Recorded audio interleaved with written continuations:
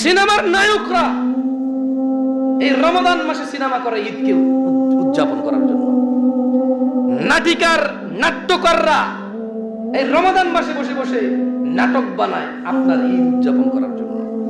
আপনার দেশের super shopping মলে আপনাকে রমজানের ওই রোজার শেষে এসব খুশির ঈদ বলে গান বাজনা ঢোল ঢপলা দিয়ে গান বাজায় আপনাকে রোজার মধ্যে শপিং করায় আপনার উদযাপন করার জন্য। রাসূলের ঈদ কিভাবে উদযাপন করেছেন আপনি বলেন? আপনার তো রমাদান উদযাপন হয়েছে ভিন্নভাবে, আমার রমাদান উদযাপন হয়েছে ভিন্নভাবে। আল্লাহ আমাদেরকে ক্ষমা করুন। আমি আপনাদের বাহিরে না, সমাজের বাহিরে না, আমি নিজেই তস্ত যে কি করলাম, কি হয়ে গেল এই রমাদান মাসে, কি চলে গেল। আল্লাহ আমাকে ক্ষমা করুন। শুনুন, রমাদান মাস এখন হয়ে গেছে সিনেমা নাটকের মাস। রমাদান মাস হয়ে গেছে মানে সিনেমা নাটক করো, কারণ ঈদের রিলিজ করতে হবে, সবাই সিনেমা দেখবে, সবাই নাটক দেখবে। তো ও বেটারা ব্যবসায়ী মানুষ, ওরা তো মানুষ যা বেচা হবে তাই করবে। আপনি দেখেন বলে তো সে বানায়। আপনাকে একটা কথা বলে রাখি, রমাদান শেষ, জুমাও শেষ। রমাদান মাসের জুমা শেষ হবে না, রমাদান শেষ। আগামী জুমায় আপনাদেরকে আবার পেলেও পেতে পারে, ফজর জোহর আসরে পাবে কিনা জানি না। তো আপনারা অনেকেই হাদিসটা শুনেছেন যে তলেবুল ইলম ফরিদাতি আলা কুল্লি মুসলিম, যে দ্বীনের ইলম অর্জন করা প্রত্যেক মুসলমানের উপরে কি ফরজ। তো যে লোকে ইসলাম অর্জনের ফরজ, মানে ইসলামে প্রবেশ করে দ্বীন শিখবে, এটা তো আমার উপরে ফরজ। যে লোকে ফরজ বাদ দিয়ে দিছে তাহলে সে দ্বীন শিখতে পারে নাই। তাহলে যে শিক্ষাকে যে বাদ দিছে সে দ্বীনকে বাদ দিছে। যে কোরআন ও সুন্নাহকে বাদ দিছে সে দ্বীনকে বাদ দিছে, সে ইসলামকে বাদ দিছে। যে কোরআনকে পড়েনি সে ইসলামকে পড়েনি, যে কোরআনকে জানেনি সে ইসলামকে জানেনি, যে কোরআনকে জানার চেষ্টা করেনি তার দ্বীনের প্রতি কোনো আগ্রহ আছে বলে আমি মনে করি না। যে প্রতিদিন, প্রতি সপ্তাহে, প্রতি মাসে অন্তত 2-4টা করে আয়াত শিখেনি, 2-4টা করে আয়াত পড়েনি, 2-4টা আয়াতের ব্যাখ্যা তাৎপর্য নিয়ে সে গবেষণা চিন্তা করেনি, সে দ্বীন ইসলাম বাদ দিয়ে দিয়েছে। কারণ সে যে মুসলিম হলে তার উপরে নামাজ যেমন ফরজ, রোজা যেমন ফরজ, হজ যেমন ফরজ, যাকাত যেমন ফরজ, ঈমান আনা যেমন ফরজ। ঠিক আছে, এগুলো ছোট রুকুন, এগুলো কি রুকুন। এছাড়া তো আর অনেক ফরজ রয়েছে, এর মধ্যে তো দ্বীন শিক্ষাও তার জন্য একটা ফরজ রয়েছে। তো সে শিখে নিয়ে ফরজ বিনিময়ে সে বঞ্চিত হলো কি থেকে? عن أبي هريرة رضي الله عنه قال قال رسول الله صلى الله عليه وسلم من سلك طريقا يلتمس فيه علما سهل الله طريقا إلى الجنة। আবু হুরায়রা রাদিয়াল্লাহু আনহু থেকে বর্ণিত, তিনি বলেন আল্লাহর রাসূল সাল্লাল্লাহু আলাইহি ওয়াসাল্লাম বলেছেন, যে ব্যক্তি জ্ঞান অর্জনের জন্য, যেই ব্যক্তি কোরআন শিখার জন্য, যেই ব্যক্তি হাদিস শিখার জন্য, যেই ব্যক্তি দ্বীনে ইসলামকে বোঝার জন্য পথ চলতে শুরু করলো, সাহহালাল্লাহু লাহু তরিকান ইলাল জান্নাহ, আল্লাহ এর দ্বারা তার জান্নাতের পথকে সহজ করে দেবে। আপনি ভাবছেন জান্নাত যেতে হবে কিভাবে? আপনি ভাবছেন জান্নাত সে তো অনেক দূর, অনেক কষ্টের পথ, কিভাবে? আপনি ভাবছেন জান্নাত সে কে দেখেছে? আপনি ভাবছেন জান্নাতে শুনে আসছি সমস্ত ওয়াজ মাহফিল খুতবাতে কোরআনুল কারীমে, জান্নাতুল উলা, জান্নাতুল ফিরদাউস, কত কি। হ্যাঁ, সেখানে রমণীরা থাকবে, হুর, ছোট ছোট কিশোররা থাকবে খাদেম হিসাবে, স্বর্ণের খচিত আসনে হেলান দিয়ে মানুষ বসবে, আড্ডা দিবে একে অপরের সাথে, তাদেরকে আল্লাহ শরাব পান করাবে, তারা কলিজা খাবে, তারা যা চাইবে তাদের হৃদয় সেগুলো তাদের নাগালের মধ্যে থাকবে, তাদের পায়ের নিচে ঝর্ণা বইবে। এমন আরামের একটা জায়গা জান্নাত, সেটা কিভাবে যাব কিভাবে যাব, এটাই তো আপনি ভাবছেন। অথচ 1450 বছর আগে রাসূল সাল্লাল্লাহু আলাইহি সাল্লাম বলে গিয়েছে, যে ব্যক্তি জ্ঞান অর্জনের জন্য পথ চলতে শুরু করলো তার জান্নাতের পথই সহজ হয়ে গেল। কেন জান্নাতের পথ সহজ হয়ে গেল? কারণ সে ইলম অর্জন করতে এসে সে পাবে আকিমিস সালাহ, সালাত প্রতিষ্ঠা করো, ওয়াতুজ যাকাত, যাকাত প্রদান করো। সে জ্ঞান অর্জন করতে এসে পাবে লা তুশরিক বিল্লাহ, আল্লাহর সাথে শিরিক করিও না। সে জ্ঞান অর্জন করতে এসে পাবে যে ওয়ালিল ওয়ালিদাইনি ইহসানা, তোমরা তোমাদের পিতামাতার প্রতি সদ্ব্যবহার করো। সে জ্ঞান অর্জন করতে আসলে সে জ্ঞানের মধ্যে কি পাবে? আতিউল্লাহ ওয়া আতিউর রাসূল, আল্লাহর ইবাদত করে, রাসূলের অনুগত্য করে। সে জ্ঞান অর্জন করতে এসে সে পাবে জাহান্নাম পাবে, জান্নাত পাবে, বাবা মা পাবে, ভাই বোন আত্মীয় স্বজন পাবে, সৎ অসৎ অন্যায় ন্যায় সবকিছুর পার্থক্য করার সে ইলম পাবে। এবং সে জানবে সকালবেলা ঘুম থেকে উঠে বলতে হয় আলহামদুলিল্লাহিল্লাযী আহইয়ানা বা'দা মা আমাতানা ওয়া ইলাইহিন নুশুর। সে জানে সে টয়লেটে বাম পা দিয়ে যেতে হবে, সে জানবে সে টয়লেট থেকে ডান পা দিয়ে বের হতে হবে, সে জানবে কাউকে দেখলে সালাম দিতে হয়, উত্তম কাজ ইসলামে পরিচিত হোক বা অপরিচিত, সে জানবে পরিচিত হোক বা অপরিচিতকে খানা খাওয়ালে ইসলামে উত্তম কাজ হয়, সে জানবে যে হ্যাঁ তার সাথে মোলাকাত করতে হবে আমার, সে জানবে আত্মীয়তার খবর রাখতে হবে, সে জানবে তার বোন তার কাছে সম্পদ পায় না, সে যার কাছে পায় তার বোনও তার কাছে পায়, সে তার বাপের সন্তান সে তার বাপের কাছে সম্পদ পায়, তার বোন তার বাপের সন্তান তার বাপের কাছে সম্পদ পায়। সে জানবে যেদিন আমার বাবা মরেছে আমি সম্পদের মালিক, সেই দিন আমার বোন আমার বাবার সম্পদের মালিক, একদিন পরে না। সে জ্ঞান অর্জন করলে জানবে এটা। সে জানবে রমাদান সবার উপরে ফরজ নয়, কুতিবা আলাইকুমুস সিয়াম, তোমাদের উপরে ফরজ করা হয়েছে সিয়ামকে, রমাদানকে। কে? তারা কে? এই তোমরা কারা? এই তুমি কে? এই তোমাদের কে? ইয়া আইয়ুহাল্লাযীনা আমানু, হে তোমরা যারা ঈমান আনছো। রমাদান সব বাঙালির উপরে ফরজ নয়, রমাদান সব পৃথিবীবাসীর উপরে ফরজ নয়। আপনারা বোঝেনই না কথা। আপনারা মনে করেন রোজা আসছে সবাই রোজা রাখবে, সবার উপরে ফরজ নাকি? এটা স্পেসিফিক করেছে আল্লাহ, ইয়া হে তোমরা আল্লাযীনা আমানু আইয়ুহাল্লাযীনা আমানু, তোমরা যারা ঈমান এনেছো, তোমরা যারা ঈমান এনেছো রবের প্রতি, কুতিবা আলাইকুমুস সিয়াম, যদি ঈমান এনে থাকো তাইলে তোমার উপর রোজা ফরজ। কামা কুতিবা আলাল লাযীনা মিন ক্বাবলিকুম লাআল্লাকুম তাত্তাকুন, যেভাবে তোমাদের পূর্ববর্তীদের উপর রোজাকে ফরজ করা, যেখানে সবাই খুশি হয়ে যায় রোজা আসছে। সবার উপরে ফরজই না এটা, হুদাই সবাই না খায়া থাকে, শুধু সবাই না খায়া থাকে, লোক দেখায় না খায়া থাকে। কেউ ডায়েট করে এখন শরীর ভালো রাখার জন্য থাকে, কেউ শরমে থাকে। এটা হয় না কিভাবে? রোজা শরম আর ডায়েটের জিনিসই না, এর মধ্যে শরম আছে, ডায়েট আছে, অনেক উপকার আছে, কিন্তু এটা এই জন্য আসে নাই। এটা আসছে কি? লাআল্লাকুম তাত্তাকুন, তোমরা যারা ঈমান আনছো যাতে তোমাদের তাকওয়া আল্লাহ ভীরুতা বাড়ে, এই জন্য রোজা আসছে। ওটা হচ্ছে রোজার স্পেশালিটি। রোজা আসছে, রোজার মধ্যে আল্লাহ কোরআন নাজিল করেছে, লাইলাতুল কদর আছে, এই জন্য রোজা আছে। 1000 মাসের চাইতে উত্তম রাত আছে এখানে, এই জন্য রোজা। সবার উপরে ফরজ এরা। যাই হোক, আজকে শেষ জুমা। আমি আরো চিন্তায় ছিলাম যে এটা মনে আমার লাইফে প্রথম আমি আখরে জুমা পড়াচ্ছি। আমি আসলে যেহেতু আমি আলেম না, আমি অ্যাভয়েড করি এই ধরনের প্লেসগুলো, খুতবার জায়গাগুলো, কারণ এগুলোতে বড় আলেমরা আসবে, মানুষকে নসিহত করবে, মানুষ এখান থেকে উপকৃত হবে। এটা আমার ব্যক্তিগত অভিমত, যে যত যোগ্য মানুষ এখানে এসে দাঁড়াবে তত মানুষকে সুন্দর আল্লাহর দিকে ডাকবে। তো সেটা চিন্তা করছিলাম আজকে, মানে জুমাতুল বিদা বলে, আখেরি জুমা বলে, অনেক কিছু বলে। তো কিভাবে এটাকে আসলে উদযাপন, মানে এটাকে কিভাবে পারফর্ম করা উচিত আমাদের?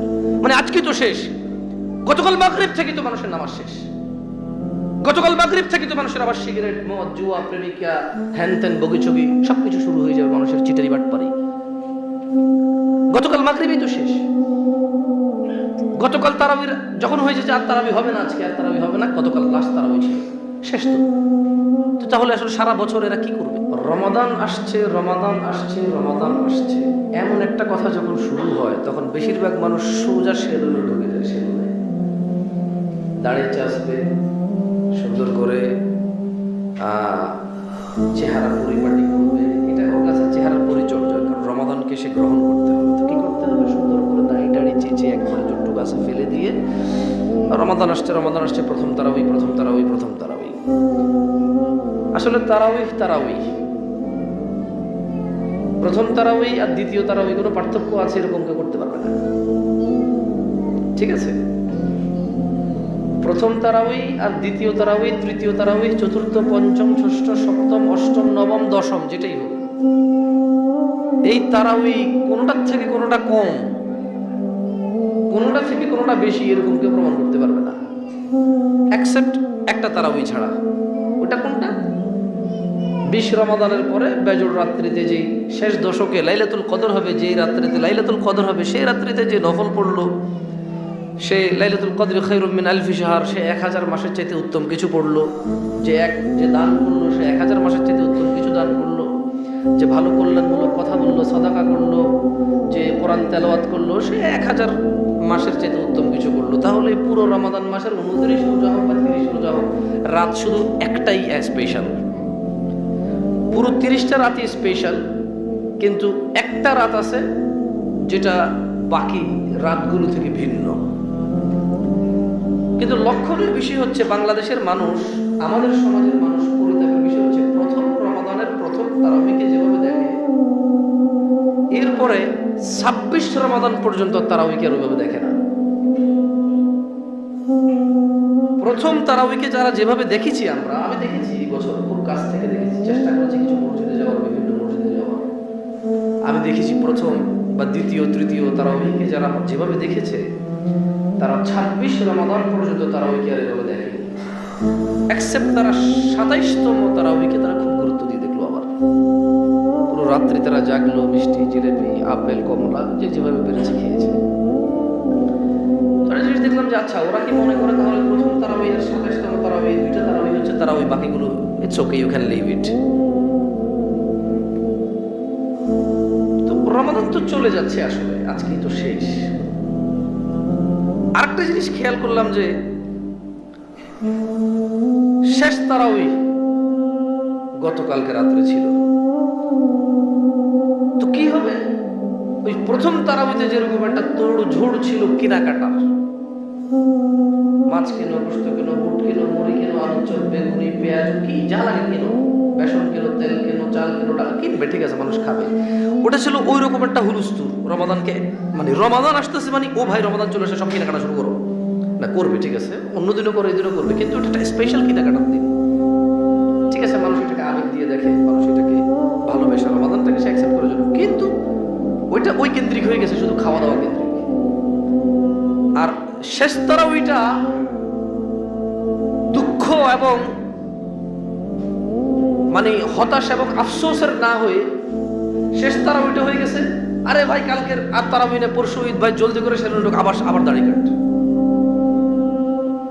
তাহলে রমাদানের শুরুটা দাড়ি কাটি হলো, কারণ রমাদান আসছে তার দাড়ি কাটবে। রমাদান আজকে শেষ, তাই আজকে আবার দাড়ি কাটবে কেন? আরে ভাই কালকে তো মানে এটা তো সুন্দর হইতে হবে না একটু।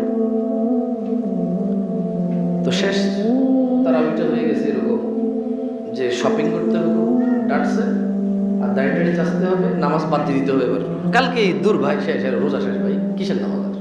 তাও একটু ইফতারি করে অনেকে মাগরিবের নামাজ পড়তো পুরো রমাদান মাস। কালকে যেহেতু ঈদ, আজকে আর কিসের নামাজ দেওয়া বেড়া, কালকে ঈদ, মানে নামাজের দা এন্ড হয়ে গেছে এই জায়গায়। 5 ওয়াক্তের এন্ড তো অনেক আগে করে ফেলছি। রমজান মাসে তাও একটু মাগরিবের নামাজ পড়তাম, ওইটাও কালকে শেষ হয়ে গেছে। আজকে থেকে আর কাউকে মাগরিবে পাওয়া যাবে না, পাওয়া যাবে কিঞ্চিত ওই তারাই যারা সবসময় এসেছে, যারা সবসময় তাদের রবকে বলবে। যে এই ধরনের পরিস্থিতি, সামাজিক অবস্থানগুলো দেখে নিজেই ভাবতে বাধ্য হলাম যে আসলে এমনটা হচ্ছে কেন আমাদের সমাজে কেন এমন হবে? সভ্য সমাজ, উন্নত সমাজ, ডিজিটাল সমাজ, শিক্ষিত সমাজ, চতুর্দিকে স্কুল, কলেজ, মাদ্রাসা, মক্তব, টিউশনস, কোর্স, অভাব তো নেই।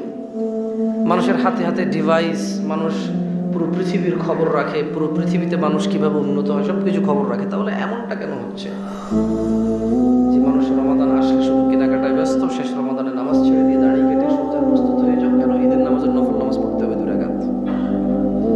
ঈদের ফরজ বাদ, ঈদের দিন ফজর নামাজ বাদ দিয়ে দাও, লেট করে ঘুমাও। ঈদের দিন আগের দিন মাগরিব এশা বাদ দিয়ে দাও, ফজর বাদ দিয়ে দাও। কেন? কারণ ঈদের দিন 2 রাকাত নফল পড়তে হবে। এই জন্য মাগরিব এশা ফরজ বাদ দিয়ে দাও বা ফজর বাদ দিয়ে দাও, কারণ ঈদের 2 রাকাত নফল পড়তে হবে। তো ঈদের 2 রাকাত নফল পড়ার পরে কি হইলো? এবারে জোহর, আসর, মাগরিব এশা সব ছেড়ে দাও, কারণ ঈদের 2 রাকাত নফল নামাজ পড়েছি। ও চিন্তা করে দেখলাম আসলে হচ্ছে কেন এটা। তো বিশেষ করে কোরআন ও সুন্নাহ থেকে দূরে থাকার কারণে আল্লাহ সুবহানাহু ওয়া তাআলা কি পছন্দ করেন, কিভাবে পছন্দ করেন, রাসূলুল্লাহ সাল্লাল্লাহু আলাইহি সাল্লাম কি করতে বলেছেন ও কিভাবে করতে বলেছেন, এই বিষয়টা আমরা অজ্ঞ। আমরা বই পুস্তক খুলে কখনো জানতে চেষ্টা করিনি, কোরআনুল কারীম খুলে কখনো আমরা জানতে চেষ্টা করিনি যে আল্লাহ কি পছন্দ করেন ও কিভাবে পছন্দ করেন। তো সেটা থেকে চিন্তা করে আমি ভাবলাম যে ঠিক আছে, তাহলে আসলে রোজা আসছে, তাও প্রথম রোজা আসছে, কেনাকাটা করুক, যাই করুক, একটু অ্যাটলিস্ট ইবাদত আসছে বলে আনন্দিত হয়েছে, সে আনন্দিত হয়েছে। কিন্তু তো আর থাকবে না, বাকি 11 মাস তো সে তার কিছু থাকবে না। 27শে রমাদান যারা বলেছেন আজকে শবে বরাত, তাদের দুর্ভাগ্য। কেন দুর্ভাগ্য তাদের? তারা 21, 23, 25 লাইলাতুল কদর হতে পারে এটা তারা বিশ্বাসই করে না। যারা বলেছে 27 রমাদানে যে আজকে শবে বরাত, কিরে জিলাপি কেন, আজকে শবে বরাত জানোস না?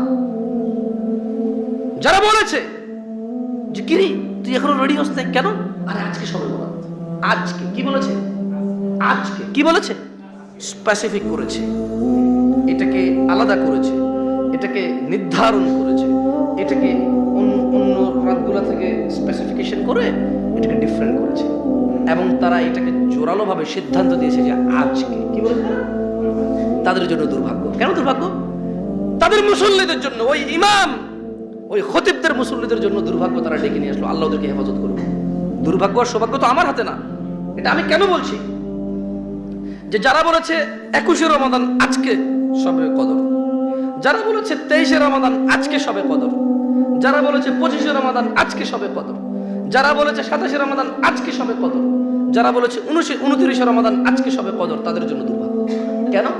কথাগুলো হবে আজকে শবে কদর হতে পারে। যদি শব্দটা হতে পারে তাহলে সে চিন্তা করবে হয়তো হয়নি, আমি 23শও করবো, 25শও করবো, 27শও করবো, 29শও করবো, কারণ হতে পারে।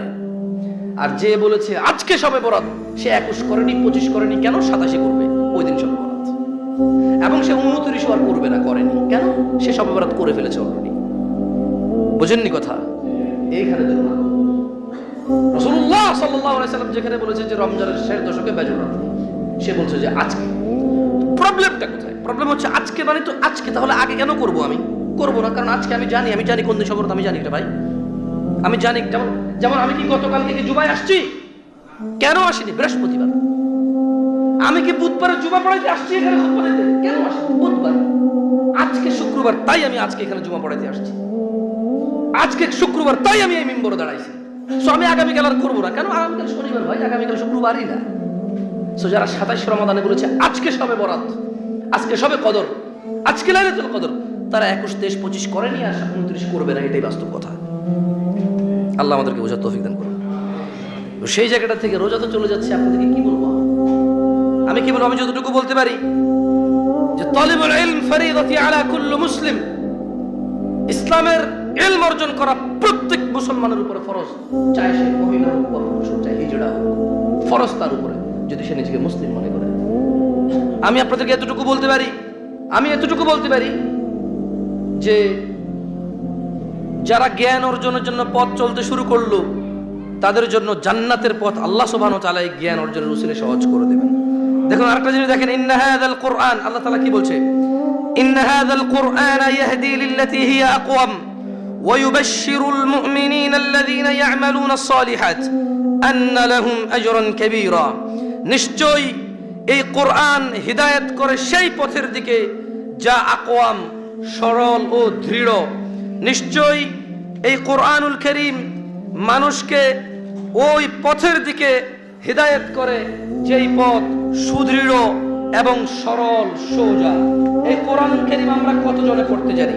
আমি আজকে উপস্থিত জুমআর দিন প্রিয়, ইসলাম প্রিয়, আল্লাহকে যারা ভালোবাসে, জান্নাতে যারা যেতে চায়, জাহান্নাম থেকে যারা মুক্ত থাকতে চায়, তাদেরকে আহ্বান করব, ইন্না হাযাল কুরআন, নিশ্চয়ই এই কোরআন, ইয়াহদি লিল্লাতী হিয়া আকওয়াম, এমন পথের দিকে মানুষকে হিদায়াত করে যা দৃঢ় ও সরল, ওয়া ইউবাশশিরুল মুমিনিন, এবং সৎকর্মপরায়ণ মানুষদেরকে সুসংবাদ দেয়, আল্লাযীনা ইয়া'মালুনাস সালিহাত আন্না লাহুম আজরান কাবীরা, আর তাদের জন্য রয়েছে আল্লাহর পক্ষ থেকে মহা পুরস্কার। আল্লাযীনা আতাইনাহুমুল কিতাব ইয়াতলুনা হাক্কা তিলাওয়াহ উলাইকা ইউমিনুনা বিহি ওয়া মান ইয়াকফুর বিহি ফাউলাইকা হুমুল খাসিরুন। আপনারা মনে করেন আপনারা মুমিন, আমরা মনে করি আমরা মুমিন, এটা আমাদের ধারণা। কিন্তু ঈমান আনছি, এই প্রশ্ন আসলে আমরা বলবো আল্লাহর উপর ঈমান আনছি। আমাকে যদি বলে তুমি মুমিন, কার উপর ঈমান এনে? আমি বলবো যে আমানতু বিল্লাহি ওয়া মালাইকা ওয়া কুতুবি ওয়া রুসুলিহি। হ্যাঁ, আমি মুমিন কারণ আমি আল্লাহর প্রতি ঈমান আনছি, ফেরেশতার প্রতি আনছি না দেখে, রাসূলের প্রতি আনছি, আমি মুমিন। তো আল্লাহ কিন্তু আমি তাহলে আল্লাহর প্রতি ঈমান এনে আমি মুমিন। আপনাকে যদি বলি আপনি মুমিন, কিসের উপর ঈমান এনে? আপনিও নিশ্চয়ই বলবেন আল্লাহ তার নবীর উপর ঈমান এনে আমি মুমিন। কিন্তু আল্লাহ বলছে ভিন্ন কথা। আল্লাহ ভিন্ন কথা কি বলছে? এটা তো আমরা দাবি করি, আমাদের মুখের দাবি, আমাদের মুখের মিথ্যা দাবি, আমাদের এটা একটা ছলনা, নিজেদেরকে নিজেরা ধোঁকা দেওয়া। এটা একটা মানে মন ভাসানো কথা, আমাদের আচার ব্যবহার তা বলে না। আল্লাহ কি বলছেন যে আল্লাযীনা আতাইনাহুমুল কিতাবা ইয়াতলুনাহু হাক্কা তিলাওয়াহ, যাদেরকে আমরা কিতাব দিয়েছি তাদের মধ্যে যারা যথাযথভাবে তা তেলাওয়াত করে, উলাইকাই পড়ে, তারাই তো ঈমান আনে যারা হাদিস পড়ে, আদারওয়াইজ বাকিরা ঈমান আনেনি। ওই যে বললাম তালিবুল ইলম ফরিদাতি আলা কুল্লি মুসলিম। আল্লাহ প্রথমেই তো ফরজ করে দিয়েছে মুসলমান হলে পড়ালেখা করা ফরজ। মুসলমান হলে পড়ালেখা করা কি ফরজ। কোন পড়ালেখা? যেই পড়ালেখা আল্লাহর দিকে নিয়ে যাবে, আল্লাহর দ্বীনের দিকে নিয়ে যাবে। কোরআন ও সুন্নাহ অধ্যয়ন করা, শেখা জরুরি, আবশ্যক, কোনো উপায় নেই এর বাইরে যাওয়ার। দেখছেন, একদিকে আল্লাহ রাসূল সাল্লাল্লাহু আলাইহি সাল্লাম বললেন যে তুমি মুসলমান হলে তোমার উপরে কোরআন সুন্নাহ শেখা ফরজ হয়ে গেছে। অন্যদিকে আল্লাহ বলতেছে যাদেরকে আমরা কিতাব দিয়েছি তাদের মধ্যে যারা যথাযথভাবে এই কিতাবগুলোকে তেলাওয়াত করে, উলাইকা ইউমিনুনা বিহি, তারাই শুধু ঈমান আনছে। বাকিরা যারা কোরআন পড়েনি, হাদিস পড়েনি, তারা ঠিকভাবে ঈমান আনে নাই।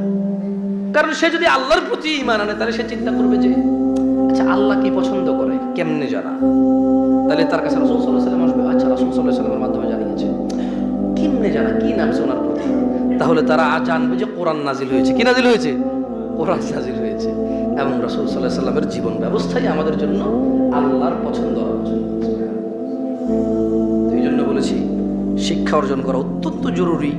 দেখুন, আমরা কিন্তু এই পৃথিবীতে জানি না যে এই পৃথিবীতে আল্লাহর পরিবার রয়েছে। না না না, আমি জানি কুল হুয়াল্লাহু আহাদ, তিনি আল্লাহ এক, অদ্বিতীয়, আল্লাহুস সামাদ, তিনি কারো মুখাপেক্ষী নন, অমুখাপেক্ষী সবার থেকে।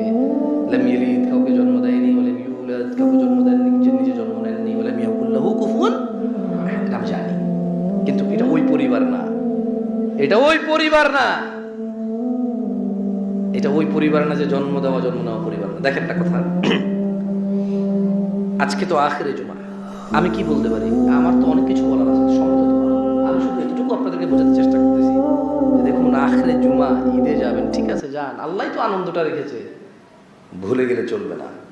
এই রমাদান চলে গেছে, আগামী রমাদানে এখানে থাকবো, কে কোরআনকে দিতে পারবে না। অপেক্ষা করেন যাতে আগামী রমাদান পান, এবং ওই প্রস্তুতি নেন পুরো বছরে যে আগামী রমাদানকে আমি ঠিকঠাকভাবে উদযাপন করব, যেভাবে আল্লাহ রাসূল উদযাপন করতে বলেছে, যেভাবে আল্লাহ উদযাপন করতে বলেছে।